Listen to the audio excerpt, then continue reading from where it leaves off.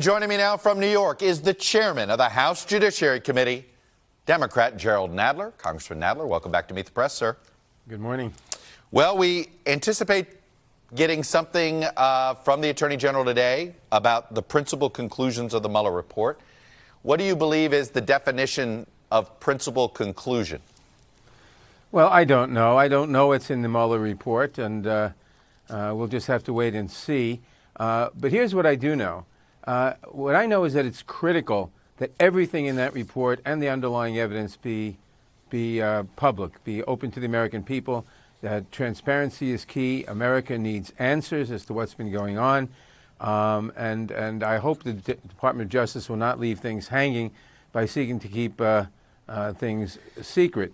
I also know that the Department of Justice believes that it cannot, under any circumstances, indict a sitting president, no matter what the evidence, for anything. And that means that they believe that they cannot hold a sitting president accountable.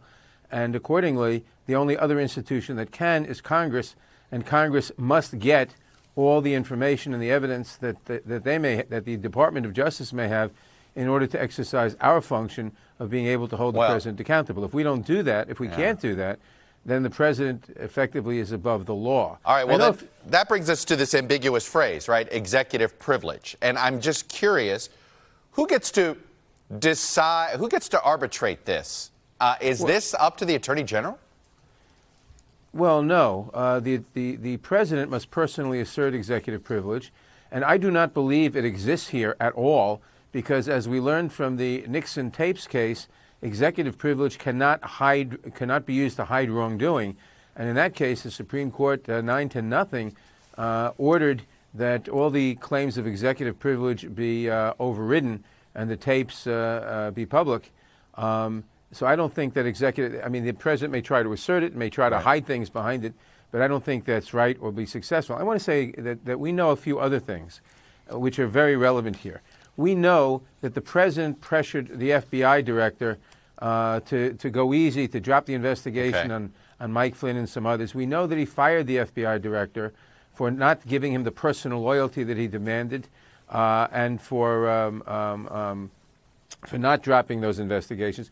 We know that many of the president's closest associates, his national security advisor, campaign manager, et cetera, have been convicted of various crimes, and we know that he's waged a relentless 2-year campaign to attack the law enforcement institutions, the FBI, the special prosecutor, all to demean the power. So don't you have enough evidence of those people to hold him accountable? Do you already have enough evidence? Do you need to see the Mueller report at this? You have the indictments that Mueller has issued. You have the narratives in those indictments. So you have pieces. You know exactly a lot, probably, of what's going to be in this report.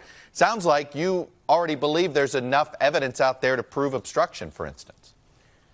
I think we have to see all the evidence, and there might be evidence that goes the other way. There might be evidence that tends to be exonerating. We need to see all the evidence, and we shouldn't have to waste our time and the public's time and money recreating the same information by interviewing all the same witnesses. There's no need for that duplication at all. What do you make of, how did you interpret the no new indictments decision by the Special Counsel? Well, I don't know how to interpret that at this point. First of all, the Special Counsel, we know there are lots of investigations going on, and by other agencies, the Southern District of New York, the Eastern District of Virginia, et cetera, and there may be indictments from them, so the story is not over. We don't know. And beyond that, we don't know the reasons. Again, that's one of the reasons we need, and the public needs to see the report. Will you accept Bob Mueller's conclusions in the report once you read the whole thing? I assume Bob Mueller, being a very good and thorough professional, that there will be good and adequate documentation and reasoning in the report to support his conclusions, in which case we'll certainly accept them. If I'm surprised and there isn't adequate documentation or reasoning, then we'll have to look at it. If he concludes, though, that he didn't find evidence of collusion here, does that make you temper some of your investigations? I don't think it tempers the investigation. We have to look at what whatever loose ends there are, and we have to look at whatever we don't know. Do you plan on calling Bob Mueller to testify before your committee?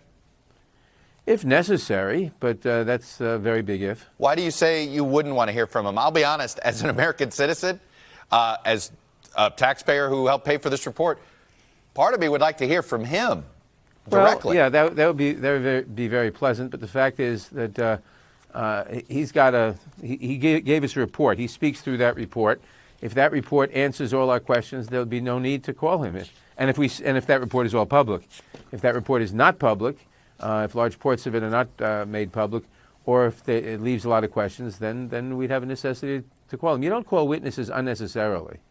You're only going to call him if you feel as if the Justice Department isn't giving you the report?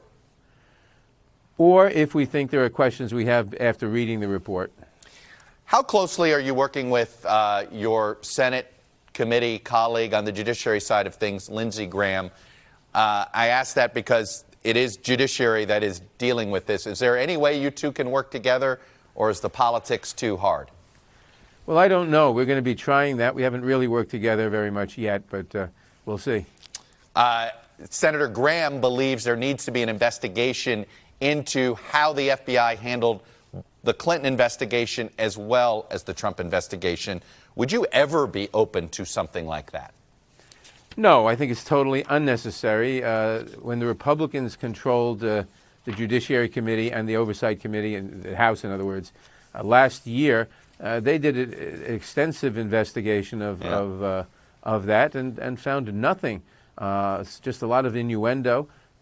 As far as we can tell, the Hillary investigation was done professionally and properly, and the Mueller report had its genesis in information about Russian interference in our elections. Final question. You had put out document requests to some 81 entities and individuals. Mm-hmm. I feel like at the beginning of the week you said you were starting to get some cooperation, and then it was clear the White House isn't cooperating. Is a subpoena coming? Are subpoenas next? If necessary. Right now we're getting a lot of good cooperation from a lot of different people, but not from the White House. And not just our committee and not just those 81 requests.